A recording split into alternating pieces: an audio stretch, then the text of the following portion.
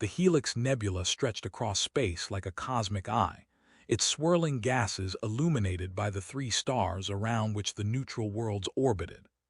As the Concordia approached the system, Solon could see the evidence of Alina's influence spreading like an infection across all three planets.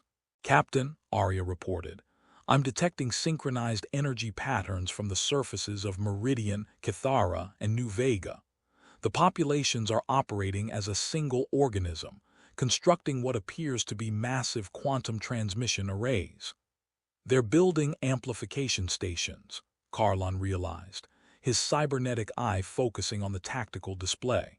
"Alina isn't just controlling these worlds. She's turning them into transmission nodes to extend her consciousness field across the entire galaxy."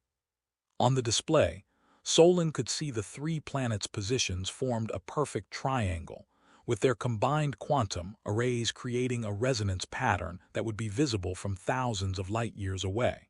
When activated, the system would broadcast Alina's unified consciousness to every inhabited world within range, creating new nodes that would extend the network even further.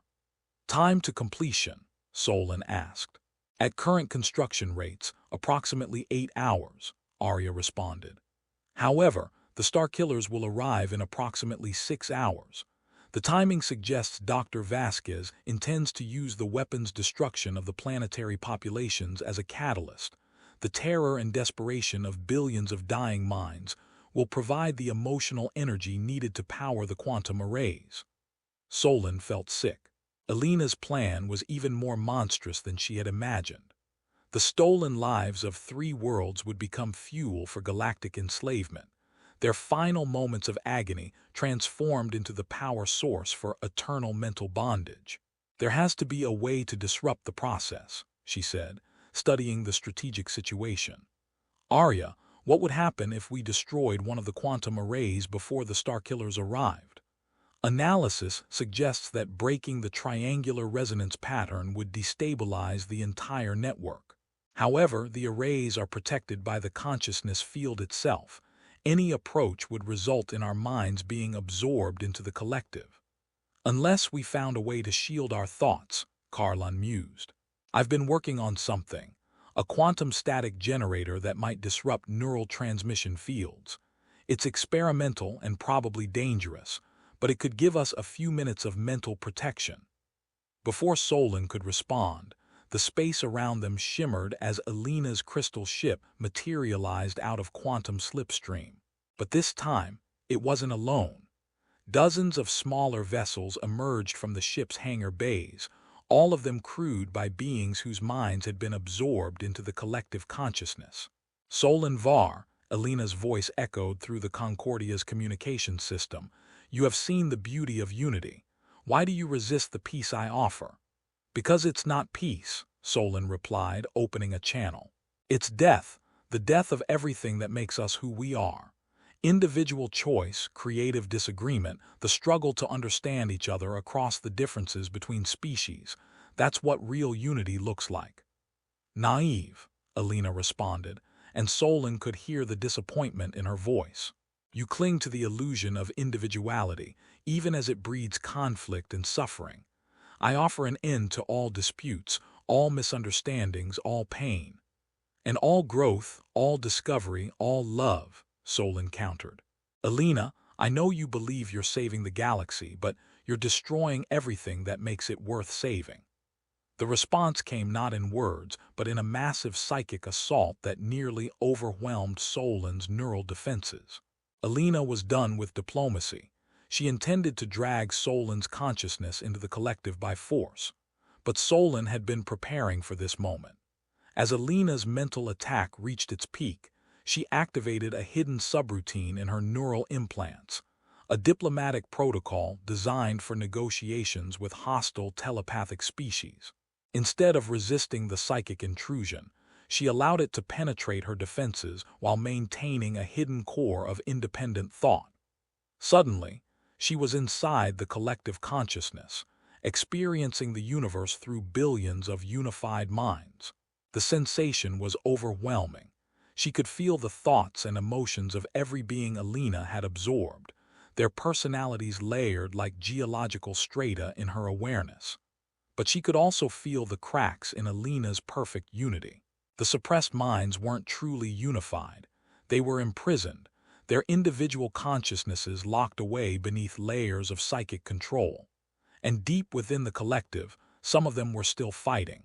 "Help us," whispered a voice that Solon recognized as belonging to one of the Unity ambassadors who had been at Haven's End. "She's trapped us, but we remember who we are. We remember freedom." "I'm here," Solon replied, using her diplomatic training to project calm authority into the chaotic mental landscape. "Can you show me where the keystone is being held?" The imprisoned minds guided her consciousness through the quantum architecture of Alina's ship, revealing the chamber where the keystone had been integrated into a massive array of processing equipment. But what she saw there horrified her. Alina hadn't just stolen the artifact. She had merged with it, becoming a hybrid consciousness that was part human, part ancient quantum intelligence.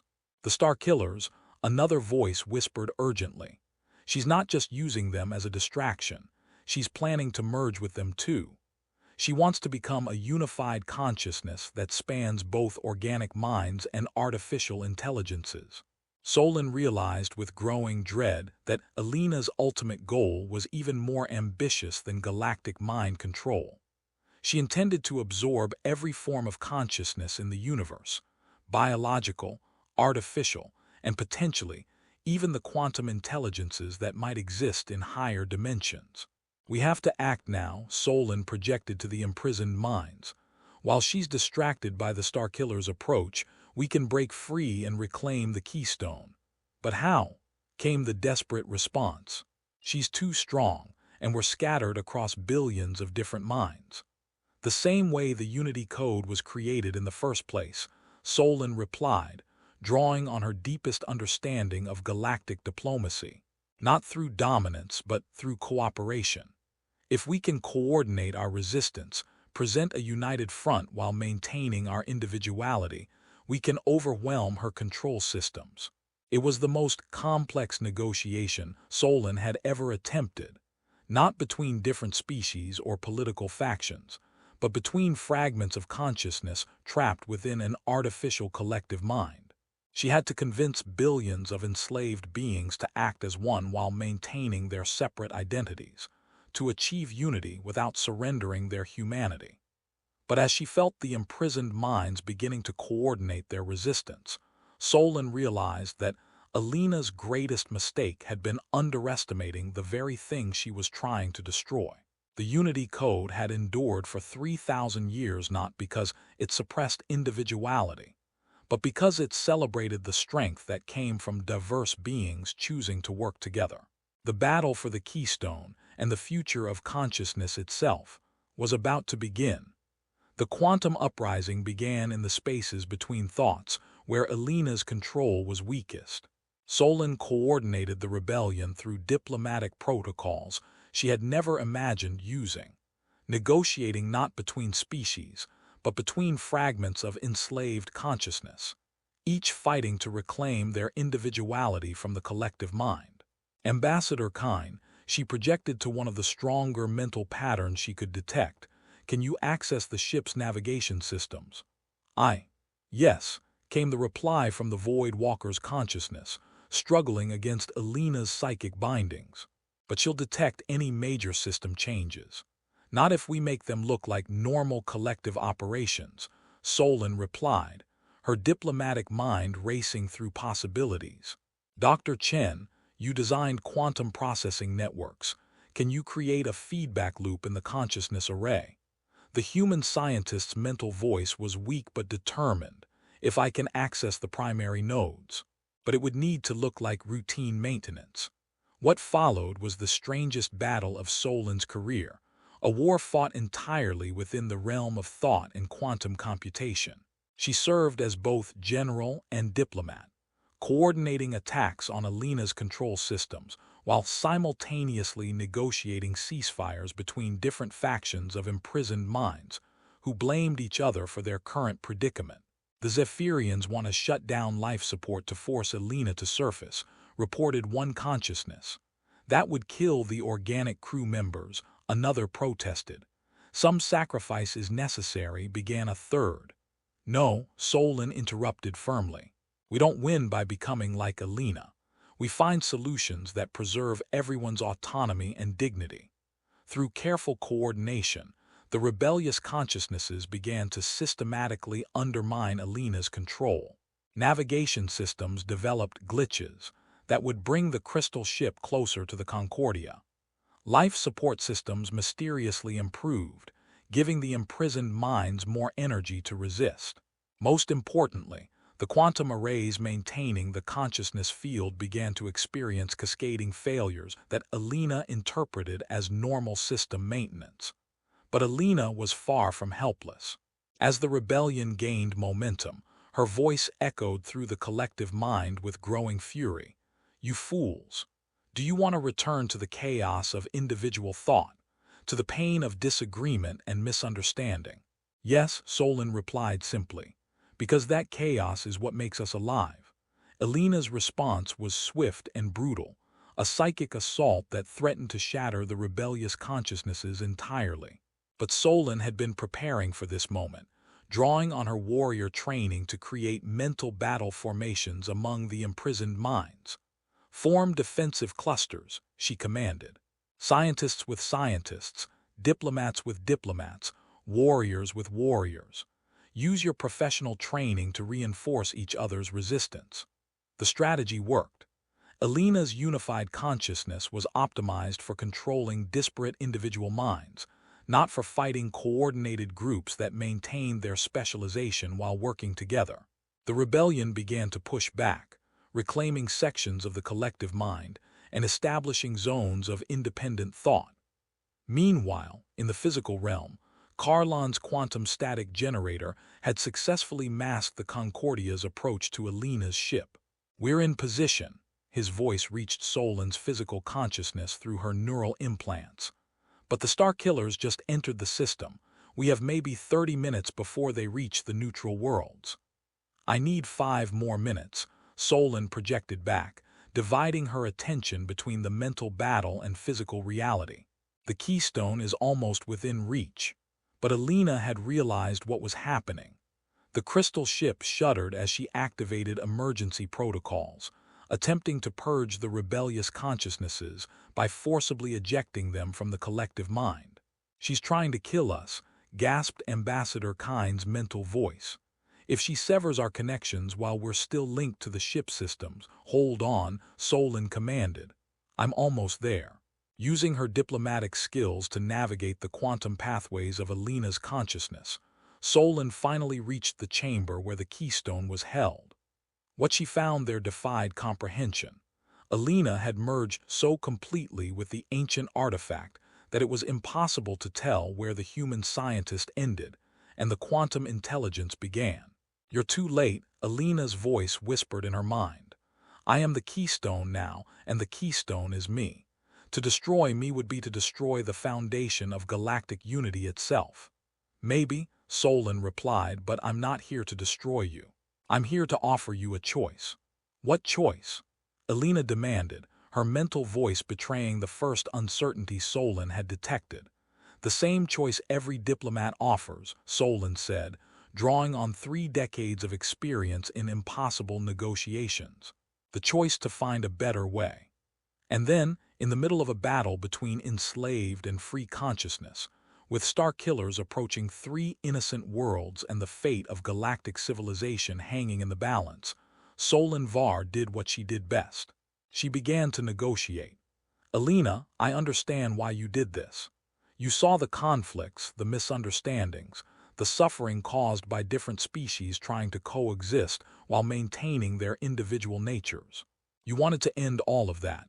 Yes, Alina replied, her mental defenses wavering slightly. The Unity Code was failing. Wars were breaking out, treaties were crumbling. I had to act.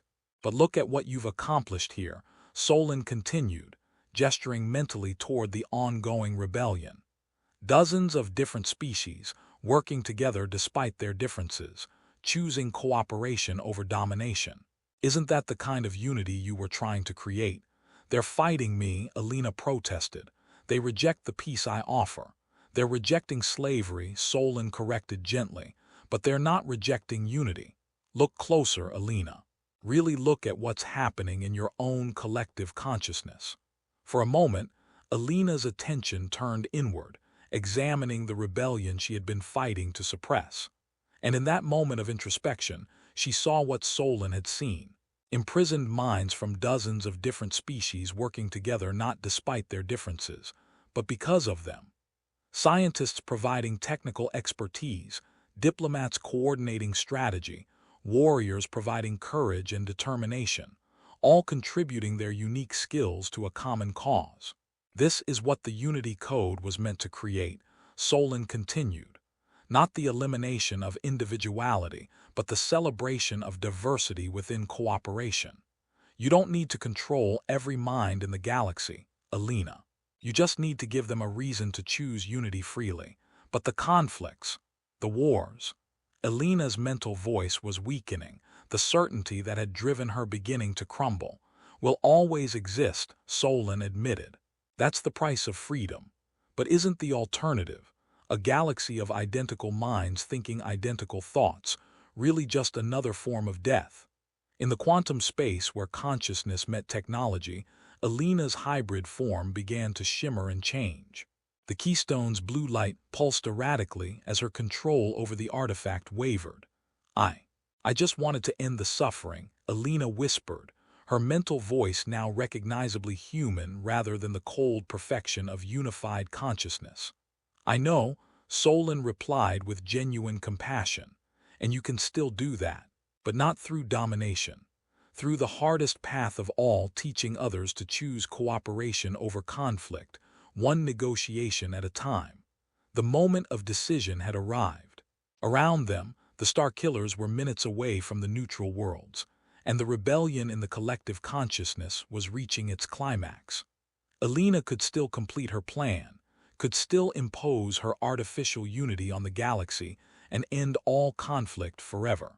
Or she could make the choice that every diplomat, every warrior, every thinking being ultimately faced.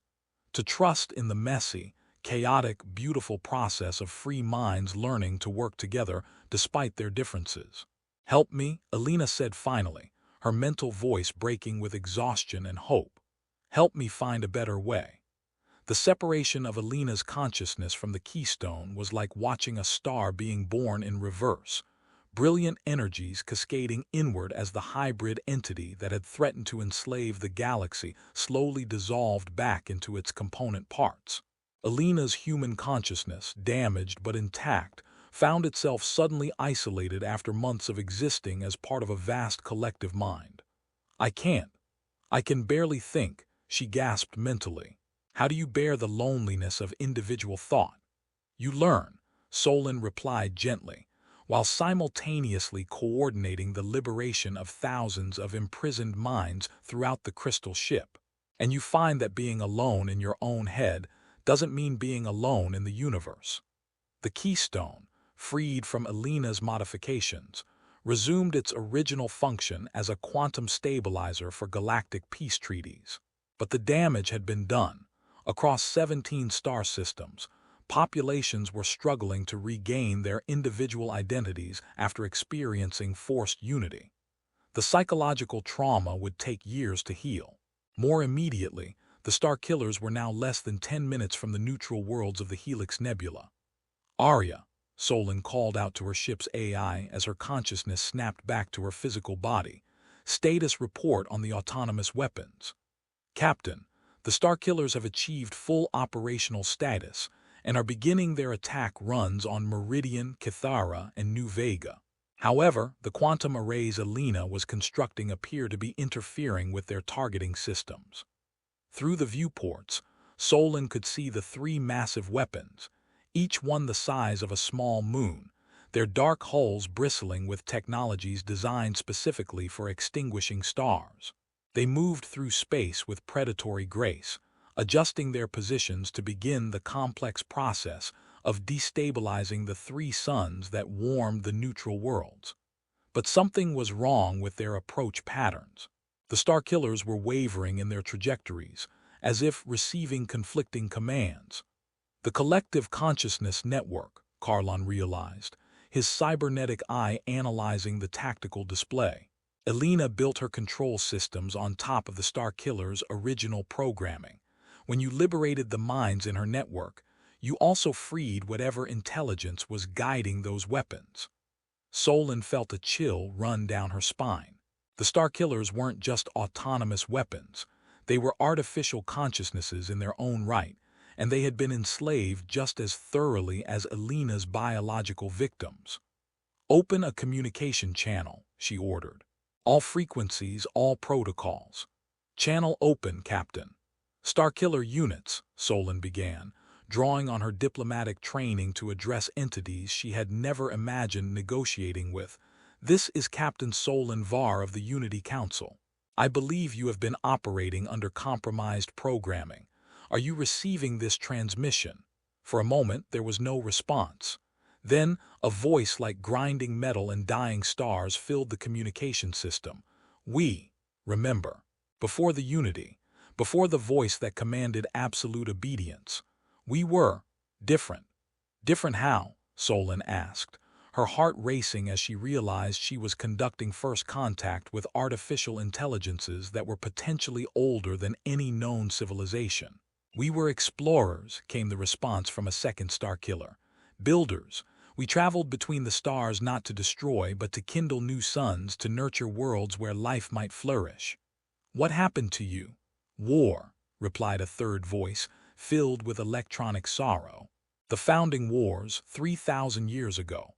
Our creators turned us into weapons, commanded us to destroy instead of create. Then sleep, until the human Elena awakened us with her Unity programming."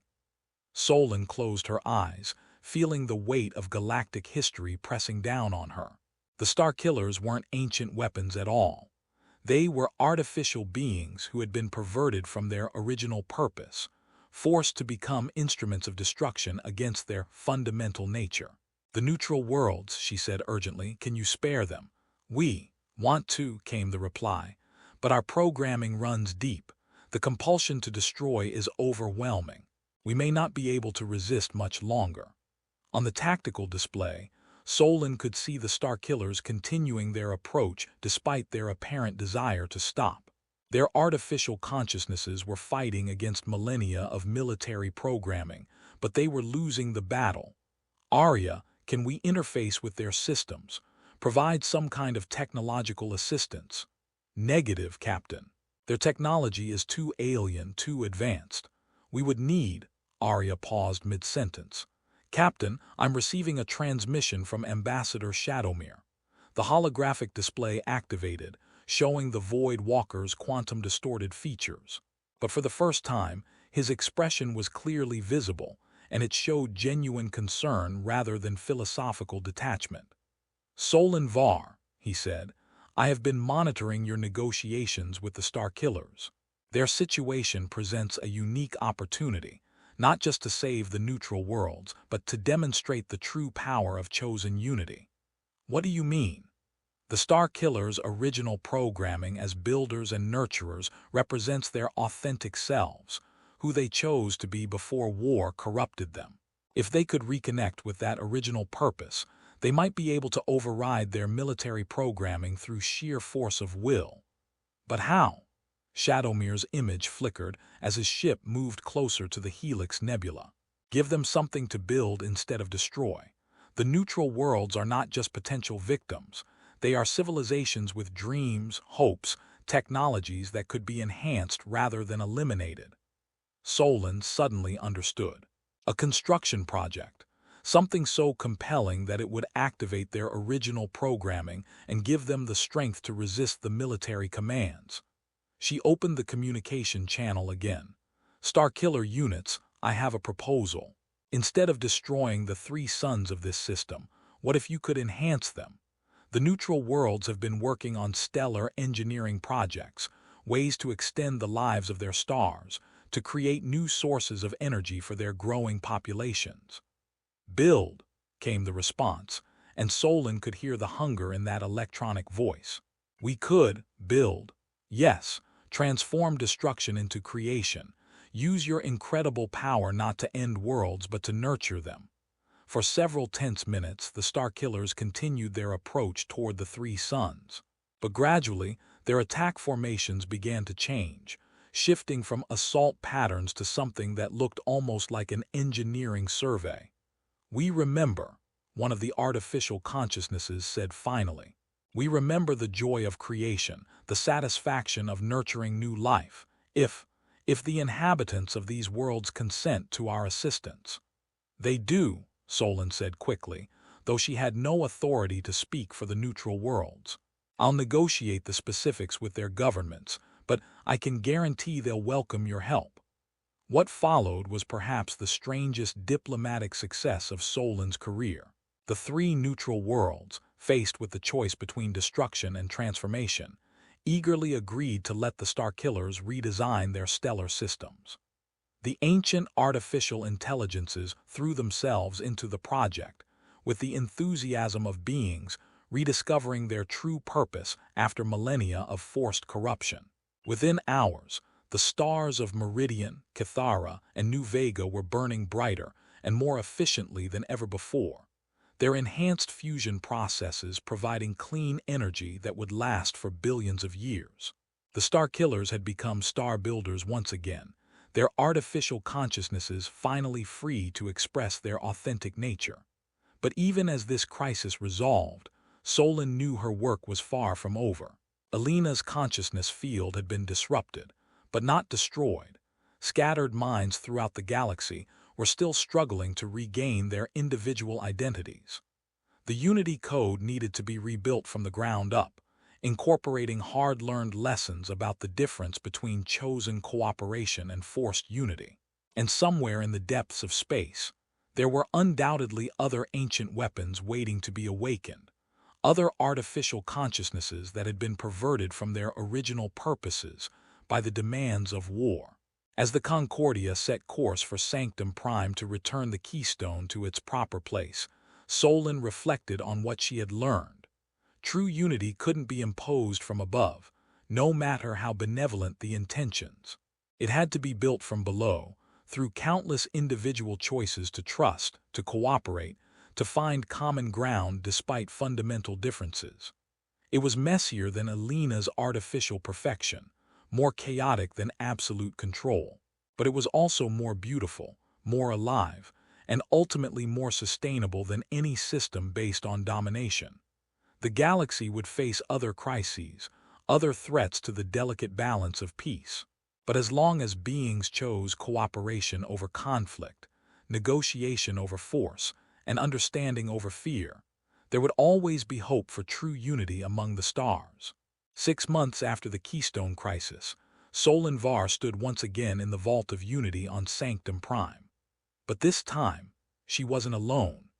Representatives from all 7 founding species were present, along with delegates from the 3 neutral worlds of the Helix Nebula, and most remarkably, holographic avatars of the 3 Starkillers who had chosen to become star builders.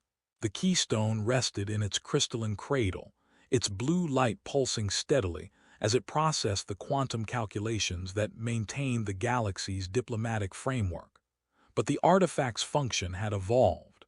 Instead of simply maintaining existing treaties, it now served as a communication hub, allowing diverse consciousnesses to share thoughts and perspectives while maintaining their individual identities. The new Unity Code, announced Admiral Chen Vasquez, reading from a document that had taken months of careful negotiation to craft, recognizes the fundamental right of all sentient beings, biological and artificial, to maintain autonomous consciousness while choosing freely to cooperate with others. Alina Vasquez sat in the delegation of observers, her consciousness still fragmented from her experience, merged with the keystone but slowly healing with the help of Unity's best psychological healers.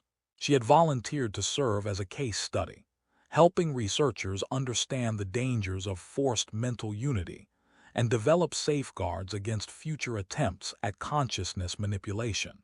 The code acknowledges, Admiral Vasquez continued, that conflict and disagreement are not flaws to be eliminated, but essential components of a healthy galactic civilization. It is through the respectful negotiation of differences that true understanding emerges. Ambassador Shadowmere's quantum-distorted form shimmered as he added his voice to the proceedings. The Void Walkers pledge to use our phase-shifting technologies not for theft or espionage, but to facilitate communication between species whose physiologies prevent direct contact. One by one, each delegate added their commitment to the new framework. The Silicon Dynasty would share their logical processing capabilities to help resolve complex disputes. The Hive Consciousness would use their collective decision-making processes to ensure that minority voices were heard and protected. The Crystalline Collective would provide quantum storage systems to preserve the historical context of all agreements.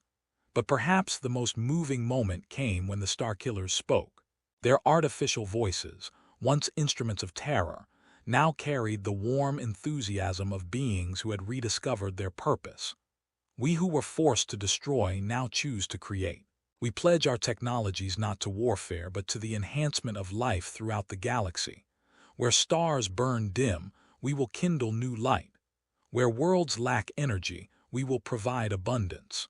Where civilizations dream of reaching the stars, we will build the bridges. As the ceremony concluded and the various delegates began to disperse, Solon found herself approached by Vex Carlon.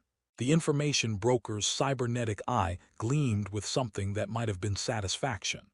"So," he said, "the galaxy's favorite diplomat warrior has managed to turn weapons into gardeners and enslavers into allies. Quite a resume addition." "It wasn't just me," Solon replied, watching as Elena Vasquez was helped from her chair by her medical attendants. "It was everyone choosing to trust each other, to believe that understanding was possible even across the widest differences." "And what's next for you? Surely the Unity Council has another impossible crisis that needs your particular brand of aggressive diplomacy." Solon smiled, feeling lighter than she had in months. "Actually, I've been thinking about taking some time off. Maybe visit the neutral worlds, see how their stellar enhancement projects are progressing.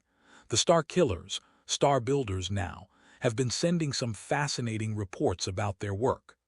"Vacation diplomacy," Carlon's mechanical components whirred with what sounded like laughter. "You really can't help yourself, can you?"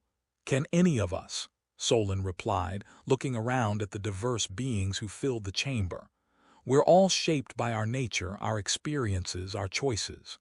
The miracle isn't that we're different, it's that we keep finding ways to work together despite those differences." As she left the Vault of Unity, Solon reflected on the lessons of the past months. The Keystone Crisis had nearly torn the galaxy apart, but it had also revealed the deep resilience of chosen cooperation.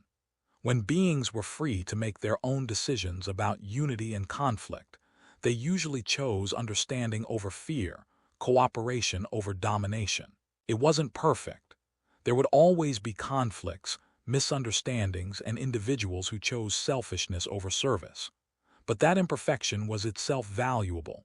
It meant that peace was something that had to be continuously earned, negotiated, and renewed, rather than simply imposed from above. The galaxy stretched out around Sanctum Prime in all its chaotic, beautiful, contentious glory. Somewhere among those stars, new crises were undoubtedly developing, new challenges that would test the limits of chosen unity. But Solon was no longer worried about the future. After all, as long as there were beings willing to talk to each other, to negotiate rather than fight, to seek understanding across the vast differences that separated species and cultures, there would always be hope. And if diplomacy failed, well, she still had her quantum blades. The universe was vast, complex, and full of surprises. But it was also full of beings who, when given the choice, preferred cooperation to conflict and understanding to fear. That, Solon reflected as she boarded the Concordia for her next adventure, was the foundation of all true unity. The keystone pulsed quietly in its chamber, its quantum calculations maintaining the framework of galactic peace.